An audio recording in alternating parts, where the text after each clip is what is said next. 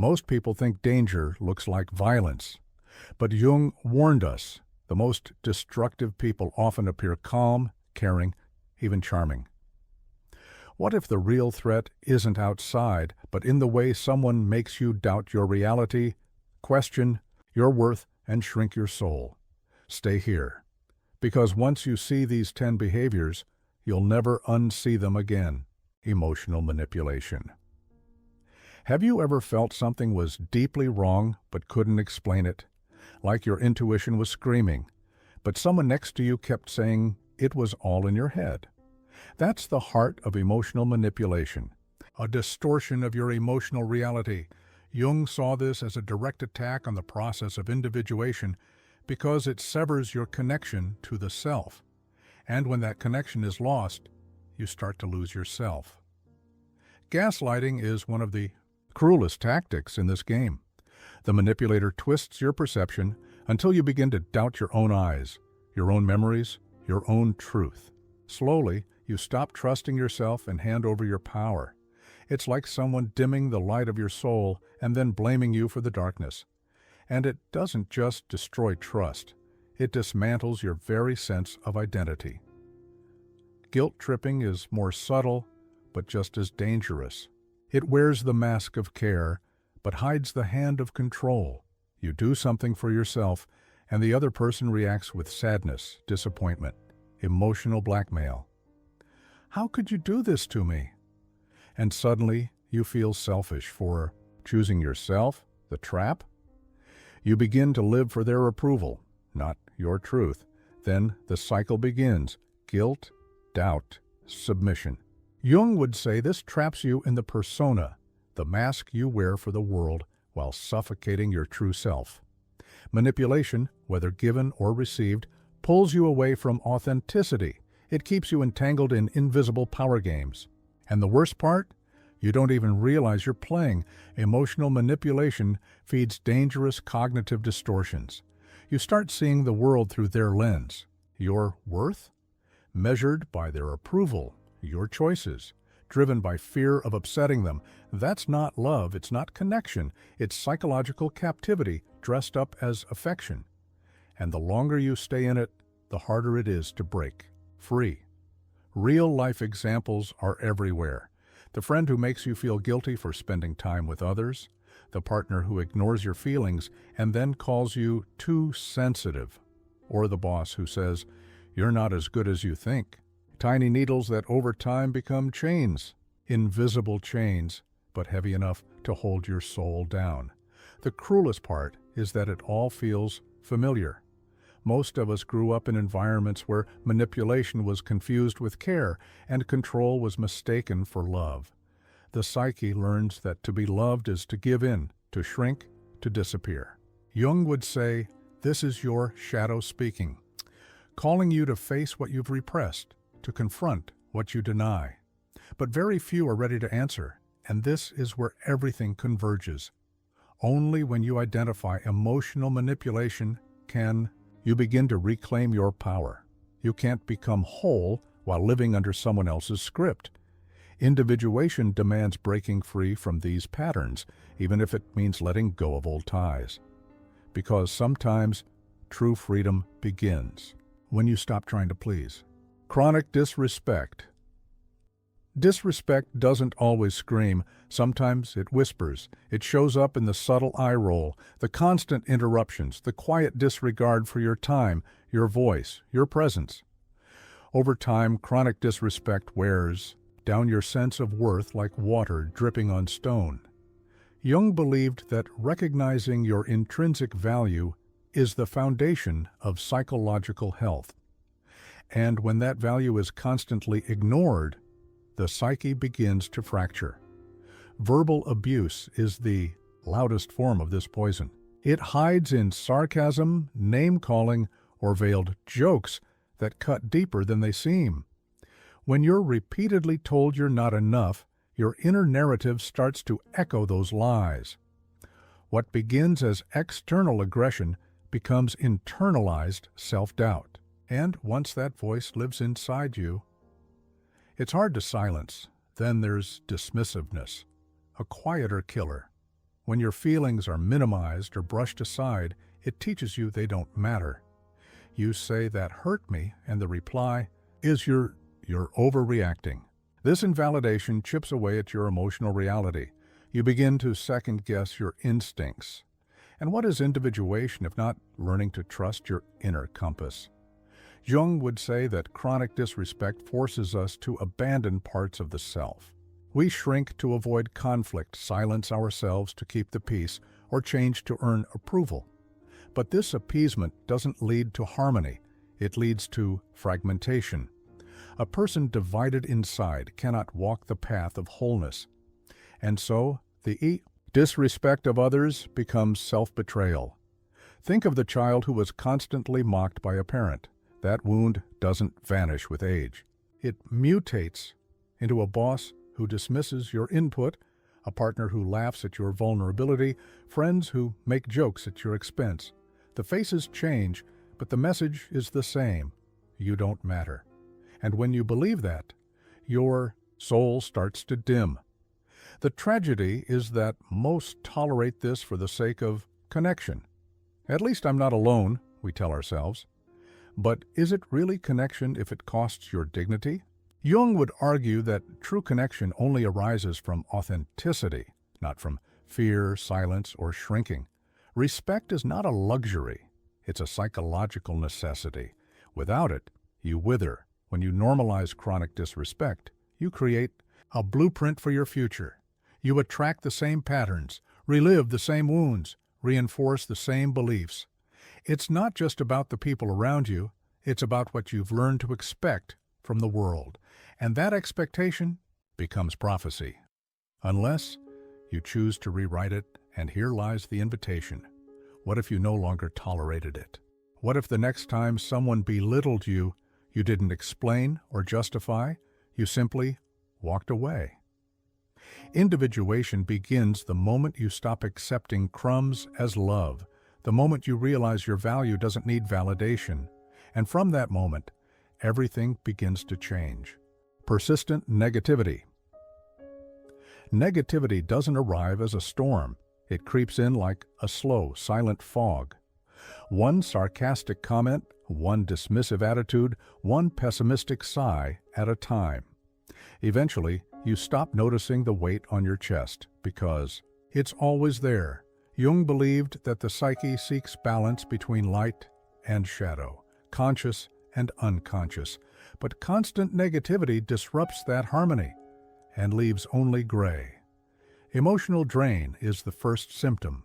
Being around persistently negative people feels like swimming against a current, exhausting, demoralizing, unrelenting.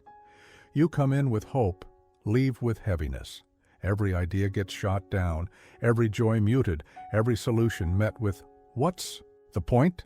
And soon, you start echoing their despair. Cognitive distortions begin to form, not by accident, but by repetition. When someone insists everything is doomed, your brain adjusts to match. "I can't. It won't work. There's no way out." These aren't thoughts, they're borrowed beliefs.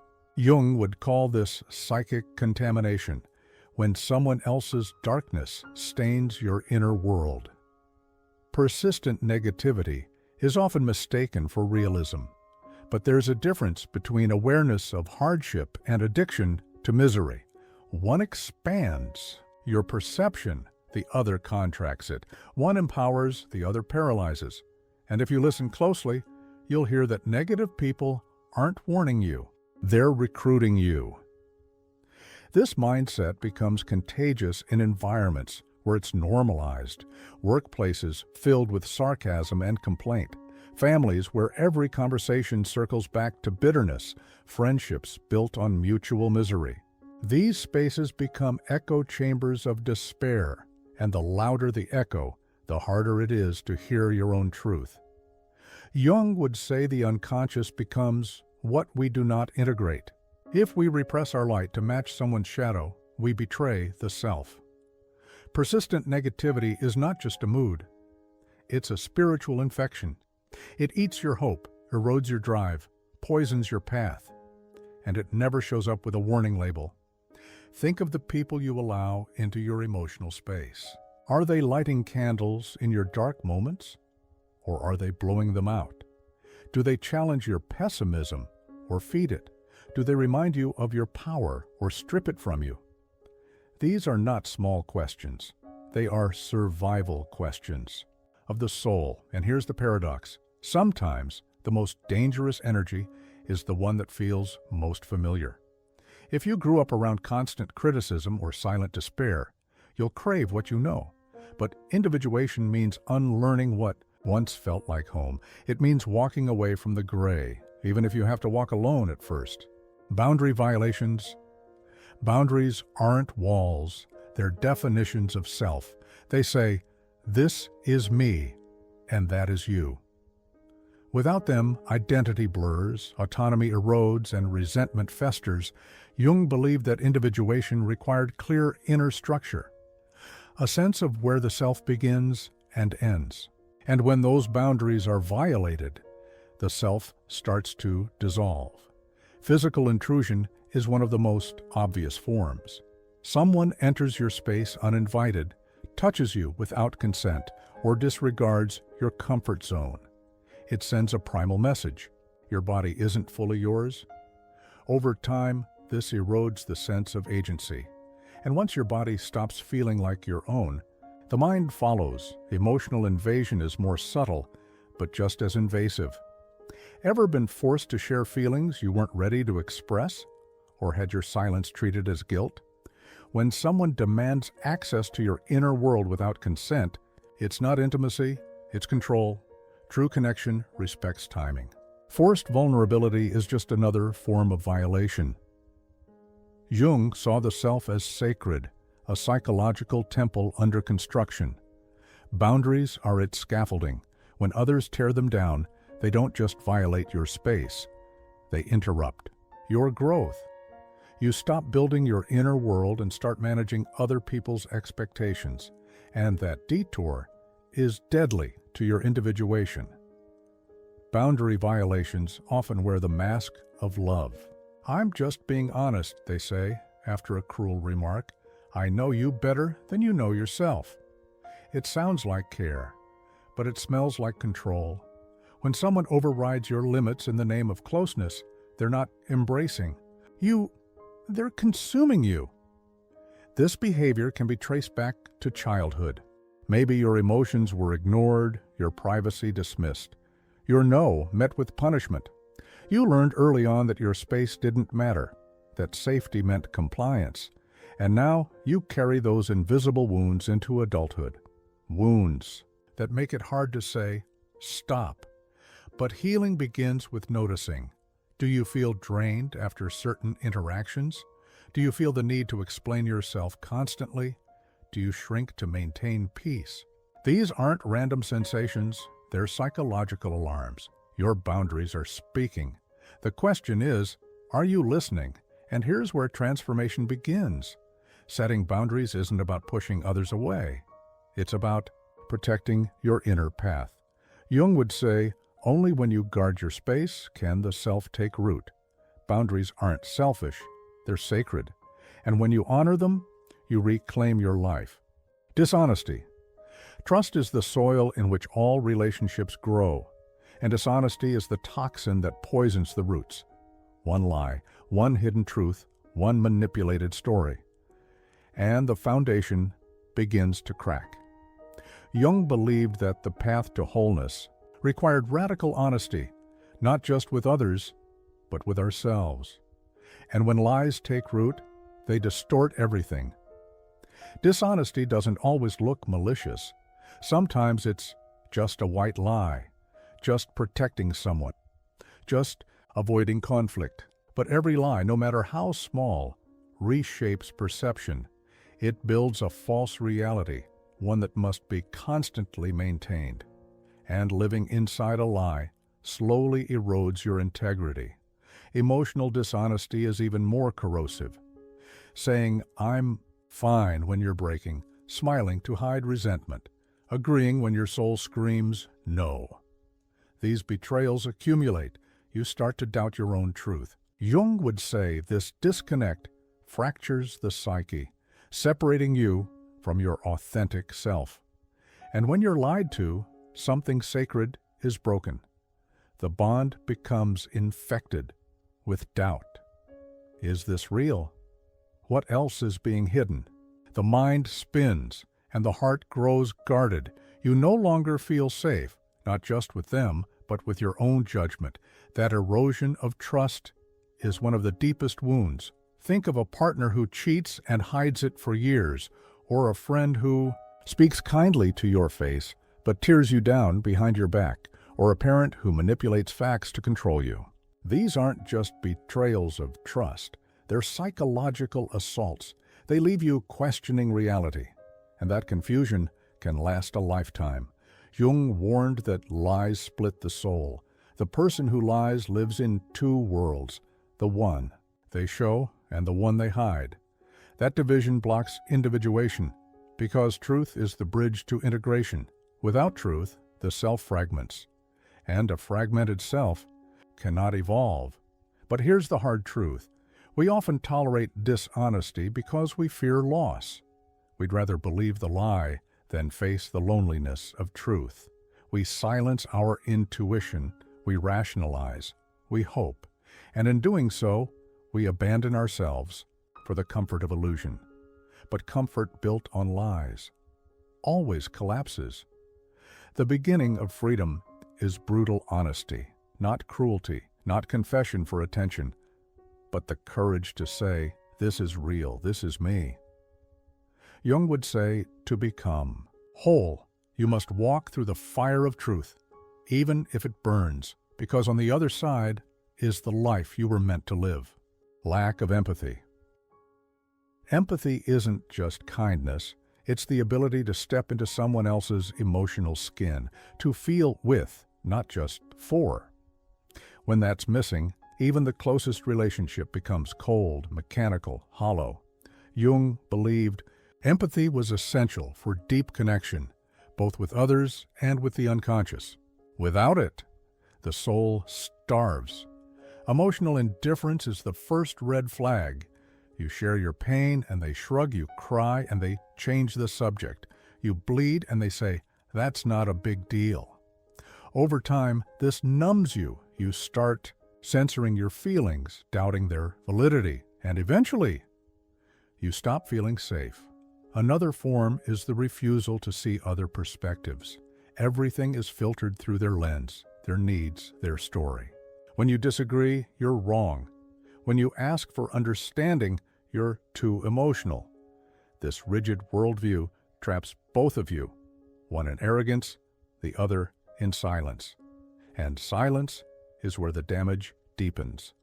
Lack of empathy isn't always loud. Sometimes it's the quiet absence that hurts most. A partner who never asks how your day was, a friend who disappears when you're low, a parent who listens only to respond, never to understand. These wounds don't bleed, but they bruise something deeper, your sense of worth. Jung would say the absence of empathy disconnects us from the collective unconscious, that deep web of shared humanity. Without empathy, we become isolated islands, floating in our own egos. Connection becomes transactional, relationships become roles, and behind every mask, a lonely, unseen self. When someone lacks empathy, they often dismiss it as being realistic. But realism without compassion is just cruelty in disguise. Life is hard, yes, but empathy is what makes it bearable. It's what reminds us we're not alone in the storm. Without it, the world becomes unbearable. And let's be honest, we all crave to be seen, felt, understood, not fixed, not analyzed, just held emotionally. The absence of that basic recognition creates a hunger that no amount of logic can feed. Jung called this the hunger for meaning, and empathy is one of its purest forms. So the question is, who in your life truly sees you, and who only sees what you can give? This isn't about blame, it's about awareness, because once you recognize the drought of empathy around you, you can start watering your own soul again, and that changes everything. Control and domination.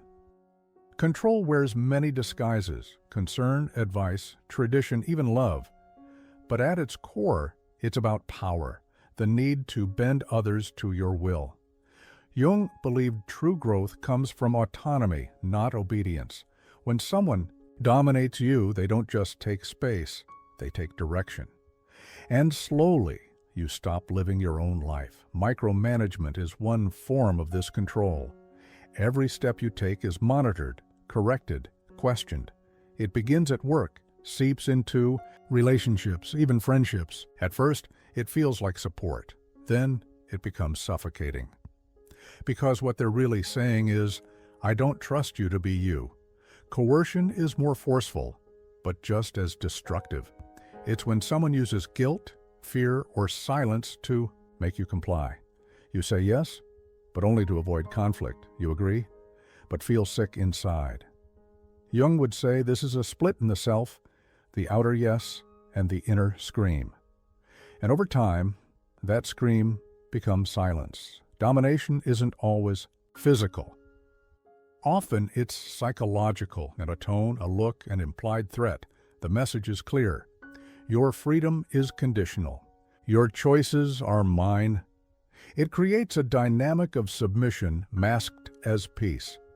But peace built on fear is just a prettier form of prison. Many of us learned this pattern early. A parent who controlled every move, a teacher who punished questioning, a society that said fall in line, so we internalized obedience as survival. And now, as adults, we confuse compliance with safety, but safety without freedom is still a cage. Jung taught that individuation demands rebellion, not for chaos, but for authenticity. To become yourself, you must step out of the roles others wrote for you. Control is the enemy of becoming. It demands conformity, not truth. And truth can never be controlled. The tragedy is, some controllers genuinely believe they're helping. I know what's best. You'll thank me later. But love that denies choice isn't love. It's possession. And possession, in any form, strangles the soul. What breathes life into us is freedom. So here's the turning point. Where in your life are you being directed instead of supported? Whose voice is louder than your own? And what would happen if you stopped obeying? These are dangerous questions, but Jung would say they're the only ones that lead you back to yourself. Neglect doesn't always look like absence. Sometimes it looks like silence. A parent who feeds you but never listens. A partner who's present but never truly there. Jung saw neglect not just as lack of attention, but as denial of emotional reality. When your needs are ignored, you begin to question if they matter at all. Emotional neglect is the invisible wound that never stops aching. No yelling, no violence, just a void.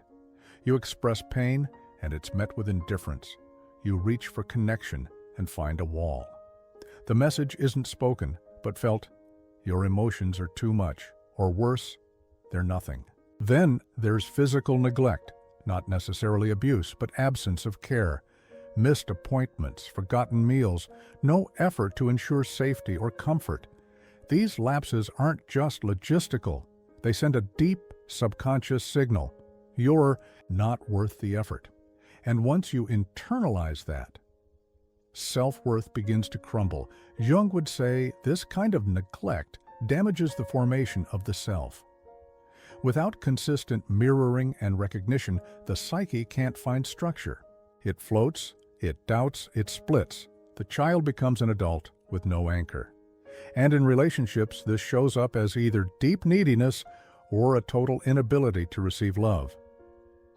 Neglect is often passed down generationally. Parents who were never nurtured don't know how to nurture. They confuse survival with love, so they provide food, maybe shelter, but not presence, not warmth, not emotional safety. And the child learns, my feelings aren't real unless they're extreme. So they learn to suppress or explode. This emotional starvation leads to distorted coping, overworking, people-pleasing, constant self-doubt, clinging to toxic relationships just to feel something, anything. Because neglect doesn't just create emptiness, it creates hunger, a hunger for validation that feels endless and often destructive. The hardest part? You might not even realize you were neglected. There's no scar, no obvious trauma. But the signs are there, struggling to set boundaries, feeling invisible, choosing people who ignore you. Jung would call this a shadow wound, hidden but powerful. And the only way to heal it is to name it. So ask yourself, where were your needs dismissed? Who made you feel too much or not enough? This isn't about blame, it's about clarity. Because healing doesn't begin with love, it begins with recognition. And once you see the neglect for what it was, you can finally give yourself what was missing: passive-aggressiveness. Passive-aggressiveness is the art of hurting without admitting it. It's the silence after an argument, the sarcastic jab masked as a joke, the delayed task that somehow always sabotages.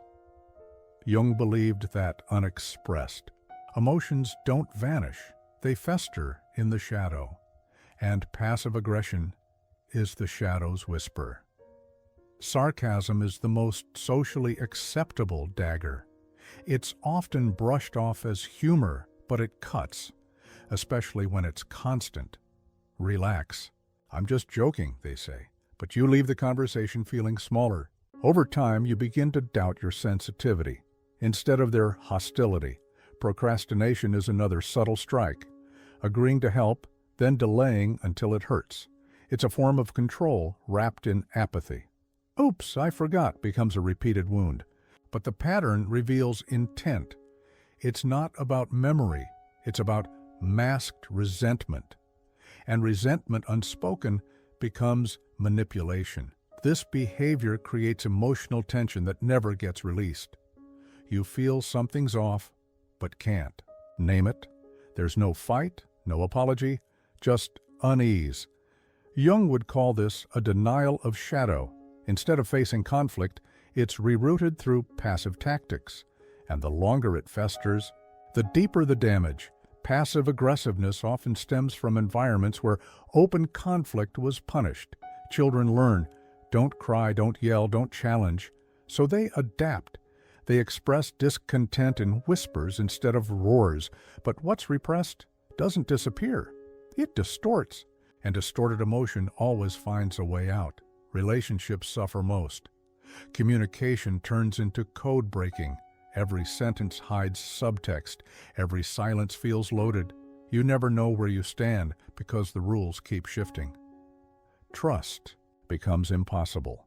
And intimacy dies not with a scream, but with a sigh. Jung taught that growth requires confronting discomfort. Passive-aggressive behavior avoids it. It's an escape from truth, from vulnerability, from responsibility. But avoidance never heals. It only extends the wound. And eventually, the relationship becomes a minefield. So the question becomes, are you in a connection where words don't match energy? Where kindness feels sharp and calm feels cruel? Jung would say, go into the discomfort. Speak the unsaid. Because only in the light of direct truth can the shadow begin to dissolve. Refusal to accept responsibility. Responsibility is the gateway to growth, and refusal is its silent killer. When someone constantly deflects blame, they choose ego over evolution. Jung believed that facing one's faults is essential for individuation. Without accountability, the self remains split, immature, stagnant, and no healing can take root in denial. Blaming others is the most common tactic. Every mistake has a scapegoat, a partner, a parent, society, fate.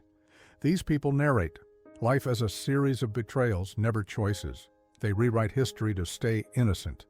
But underneath the performance lies a fear of seeing the truth. Denial is more subtle, but just as damaging. It's the refusal to acknowledge the consequences of one's actions. That's not what happened. You're exaggerating. You're too sensitive. These Phrases twist reality. Jung would call this repression, a refusal to integrate the shadow. And what we repress eventually controls us. This behavior keeps relationships stuck in loops. There's no growth, no resolution, no evolution, just repetition. Same fights, same excuses, same wounds. The partner who never apologizes, the friend who never admits fault. It's not about being right. It's about never feeling wrong. And that is toxic. Many who refuse responsibility were once punished harshly for mistakes. So now they fear guilt like death. They avoid it at all costs, even if it means gaslighting others. It's a trauma response wrapped in pride, but trauma doesn't excuse destruction, and pride doesn't heal pain. Jung believed that true power comes from ownership. To say, yes, I did this and I will do better. That's not weakness. It's maturity. It means you've stepped out of the persona and into the self. Blame keeps you stuck. Responsibility moves you forward. One imprisons, the other liberates. If someone never takes responsibility, they rewrite the entire emotional contract. You carry the guilt, you do the work, you absorb the mess, and slowly you begin to believe you are the problem, but you're not. You're just stuck in someone else's story, a story they refuse to finish. So, here's your awakening. Stop cleaning up after those who refuse to look at their own mess. Jung would say, growth begins the moment you stop enabling stagnation. Let others carry their weight. Let truth do its work. And from there, you can finally start writing your own chapter. So ask yourself, which of these behaviors have you been tolerating? And why? Is it fear of conflict? Fear of being alone? Or maybe you've forgotten that you're allowed to demand more. More honesty, more empathy, more truth. Jung believed healing begins with awareness, but transformation begins with choice. So choose this. No more silence, no more shrinking, no more excuses for behavior that breaks your spirit. If this resonated with you, if something stirred deep inside, don't keep it to yourself. Share your thoughts in the comments. Tell us which truth hit hardest. And most of all, if you're ready to keep growing, healing, and reclaiming yourself, subscribe, hit the bell, and keep walking this path with us.